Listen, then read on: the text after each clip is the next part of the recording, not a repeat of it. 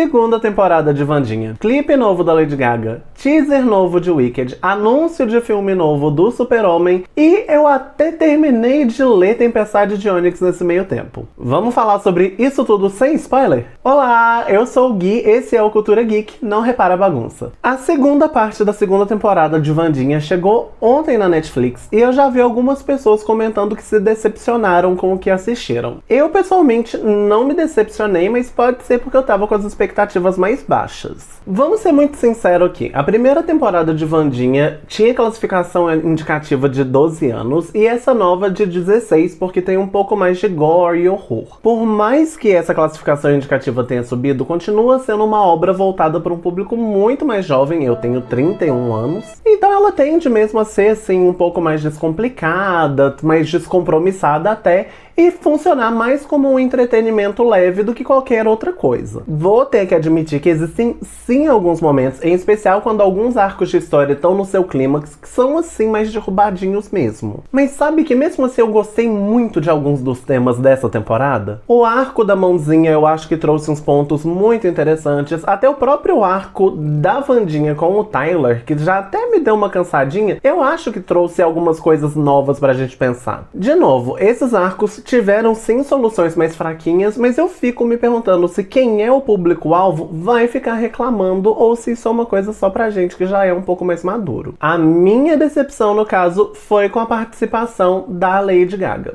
Como a Mother Monster, ela já tem uma estética ali que tá muito próxima da temática da série, ela gosta de falar sobre essas coisas, traz pra dentro de clipe, de música, e além de tudo, ela é uma ótima atriz, eu esperava que ela tivesse mais tempo de tela do que apenas uns 2 minutinhos somando tudo. Se você tá pensando em assistir só pra ver a Gaga, eu posso te adiantar que é muito curtinho e provavelmente vai te decepcionar. Muito por causa dessa participação especial na série, a Lady Gaga lançou uma música nova ontem com um clipe dirigido pelo Tim Burton, que é o diretor da série, que se chama The Dead Dance. Eu gostei da música? Eu gostei da música, mas vamos ser bem sinceros, ela passa longe de ser uma das minhas favoritas da era Mayhem, apesar de ela ser bem gostosinha. O clipe ficou muito bonito, eu amei muito a estética, e essa junção de Lady Gaga e Tim Burton era uma combinação que a gente precisava e sabia que a gente precisava sim. Mas eu meio que esperava um pouco mais, vou confessar. Sabe por quê? Quando a gente olha pros filmes do Tim Burton, ele tem um trabalho tão legal com cores, ele tem uma paleta muito única que ele faz funcionar muito bem nessa atmosfera que ele cria. E por mais que fazer o clipe inteiro ser em preto e branco tenha trazido uma atmosfera legal, a estética tá sim muito boa, eu fiquei esperando um pouco desse trabalho de cor dele. Acho muito difícil essa música ficar lá no meu top do Last FM no final do ano. Mas que ela é gostosinha, ela é, vai. E assim, né, 3 de setembro foi a data que todo mundo queria lançar coisa nova. E inclusive a Universal trouxe um teaser novo de Wicked for Good, a segunda parte do filme Wicked, né? Eu amei, eu chorei com 30 segundos de teaser, mas até aí a novidade seria se eu não chorasse. Na verdade, eu achei que a gente já ia ganhar o segundo trailer oficial, porque agora faltam menos de 80 dias para o lançamento do filme, mas a Universal continua segurando, né? Eu vi algumas teorias dizendo que isso se deve ao fato de que tem menos de um ano que lançou o primeiro filme, e o primeiro filme, apesar de ter sido um sucesso estrondoso, ele teve uma campanha de marketing muito presente, a gente estava em todos os lugares, e isso pode ser de caso pensado, segurar um pouco mais essa campanha de marketing do filme para mais perto, como uma forma de não saturar o público, não deixar todo mundo com aquela sensação de meu Deus, tô desde setembro do ano passado vendo isso daqui, já tem um ano, então pra mim faz bastante sentido.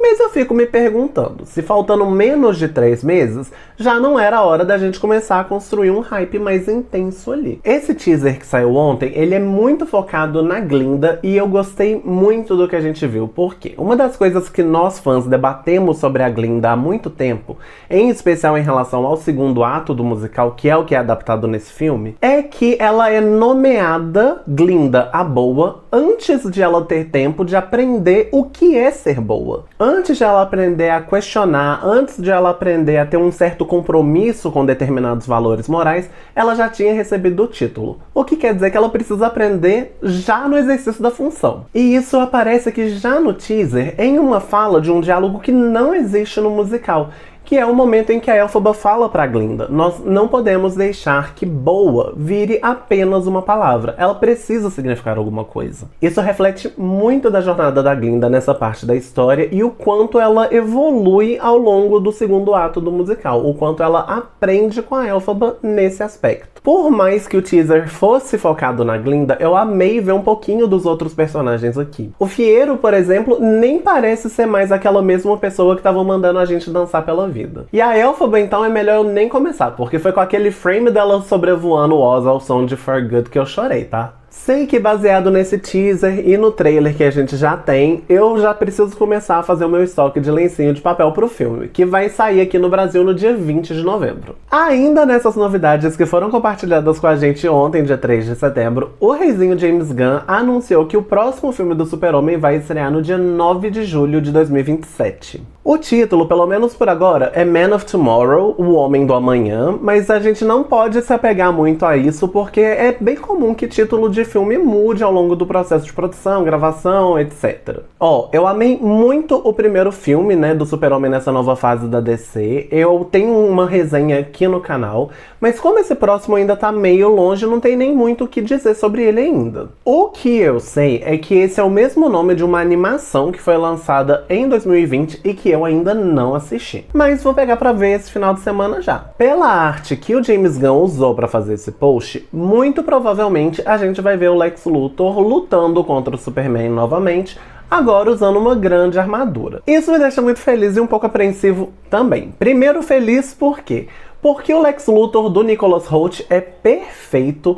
Eu realmente senti... Eu não tenho o hábito de ler os quadrinhos, mas eu assisti as animações antigas, eu assisti Smallville, e eu acho que eu nunca vi alguém que chegasse tão perto do que eu entendo como a essência do Lex Luthor quanto o Nicholas Hoult. Tô feliz de saber que ele deve aparecer no próximo filme.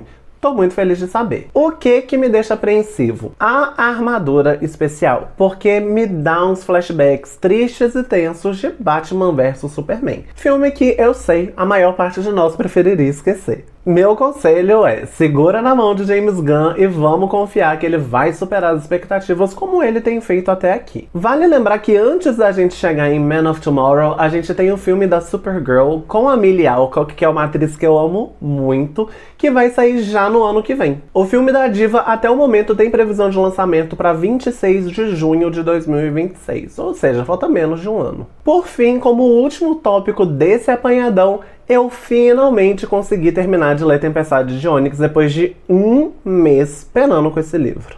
Na verdade, faz um pouco mais de uma semana que eu terminei de ler o livro, mas foi aí nesse meio tempo entre o último vídeo e esse que eu tô gravando agora. Eu cheguei a fazer um vídeo para as outras redes em que eu comento a minha experiência lendo esse livro, que tem quase 10 minutos de duração de muita reclamação, mas é um vídeo que tem spoiler. Então, se isso é uma coisa que te incomoda, não recomendo. Se você quiser spoiler, vai lá. Em suma, e sem spoiler, o ritmo, que foi uma coisa que eu sempre gostei muito nessa série, o Imperiano, que começou lá atrás com Quarta Asa, aqui começa a virar um problema. E não é que, nossa, sempre foi muito rápido e agora tá rápido demais. Não, é o contrário. O que era um ponto forte, de repente parece que deu pra trás. Porque a gente tem estruturas aqui, as cenas acabam tendo estruturas muito próximas e isso causa uma sensação pra gente de repetição, como se a gente não estivesse saindo do lugar o tempo todo. Tem também um excesso de personagens que dificulta a gente lembrar quem que é, sabe? E todos esses personagens que aparecem não têm o desenvolvimento necessário.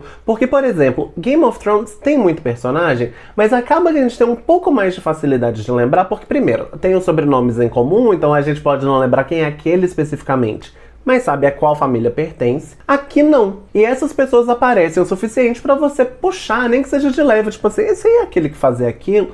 A gente tem uma facilidade maior de acompanhar esse excesso de personagens. Aqui é excessivo mesmo, porque são personagens que às vezes aparecem por 2 linhas no livro inteiro. E aí, em momentos importantes, o livro tenta mentir pra gente que, tipo assim, nossa, essa pessoa é super importante, olha só o que ela fez. Aí você fica tipo, acho que me impactaria mais se eu lembrasse quem é essa pessoa que não aparecia desde o primeiro livro. E pra piorar, eu sinto que a história tem ali dificuldades nesse livro de convencer a gente sobre as consequências de cada um dos conflitos que ele arma. Então a gente fica meio tipo, tá, mas daí, né? Por que eu tenho que torcer? Não me causa tensão. E isso acaba quebrando o envolvimento com o livro e dificultando que a gente tenha ritmo ali na leitura. Pra leitura ser fluida, ser gostosa, a gente tem que se envolver.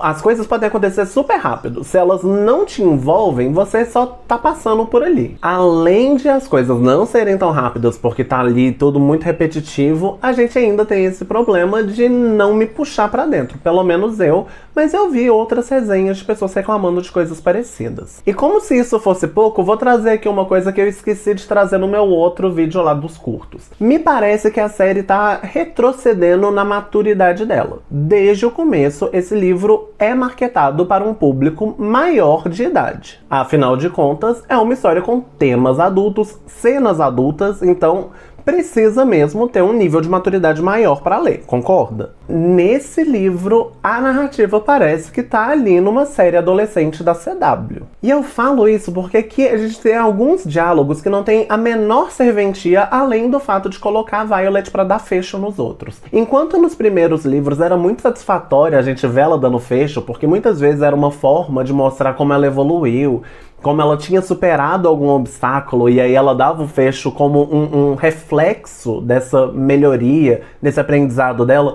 Aqui é só fecho pelo fecho. Ó, fechei. Fechou o quê, querida? O tempo, querida! O tempo! Carta! O tempo ruim, né, querida? Isso, as humilhações me conheça, viado! O tempo ruim. E eu tô falando sério, tem uma cena que um superior dela no exército chega e fala: ai, eu posso até não poder castigar você, mas aqui está cheio de gente que gostaria de tornar a sua vida mais difícil. E aí eu fiquei pensando, e agora a Violet vai responder que a especialidade dela é gelo, porque isso aqui virou Riverdale. Continuo botando um pouco de fé na história, continuo. A nota que eu dei nem foi tão ruim, eu dei 2,5, que é uma nota mediana, e eu realmente acho que foi uma história muito mediana, mas eu espero que comecem a encaminhar essa história pro fim no próximo livro. Ou encerrar já no próximo, que pra mim seria o ideal, ou no máximo com mais um depois do próximo, porque realmente pra mim já parece que não tem mais história pra ser contada, e ficar prolongando essa história só pra surfar hype vai sempre fazer mais e mais gente se decepcionar. É isso, né? Eu tinha dado uma sumidinha porque eu tava um pouco sem inspiração pra fazer vídeo, e eu vou te falar por que isso aconteceu.